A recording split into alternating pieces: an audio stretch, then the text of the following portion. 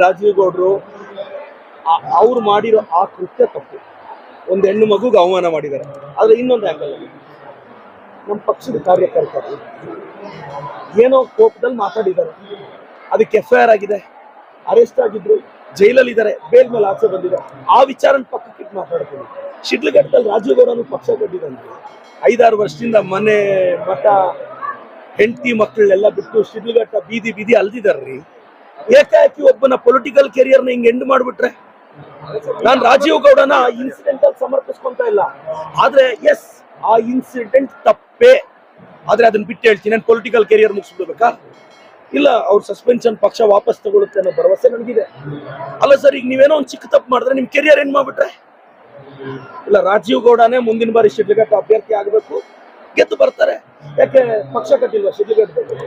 ನೋಡಿ, ರಾಜೀವ್ ಗೌಡನ ಯಾರೋ ಸ್ಥಳೀಯವಾಗಿ ಟಾರ್ಗೆಟ್ ಮಾಡಿದ್ದಾರೆ, ಅಷ್ಟು ಮಾತ್ರ ನಾನು ಹೇಳ್ಬಾರ್ದೆ. ಯಾರು ಏನು ಅಂತ ನನಗೆ ಗೊತ್ತಿಲ್ಲ. ಅಂದ್ರೆ ಒಂದು ಹೆಣ್ಣು ಮಕ್ಕಳಿಗೆ ಬೈಯುವಂತದ್ದು ಅಧಿಕಾರಿ ತಪ್ಪು. ರಾಜೀವ್ ಗೌಡ್ರು ಹೆಣ್ಣು ಮಗು ಬೈದಿರೋ ತಪ್ಪು. ಅವ್ರು ಕ್ಷಮೆ ಕೇಳಬೇಕು, ಕಾನೂನು ರೀತಿ ಶಿಕ್ಷೆನೂ ಆಗ್ಬೇಕು.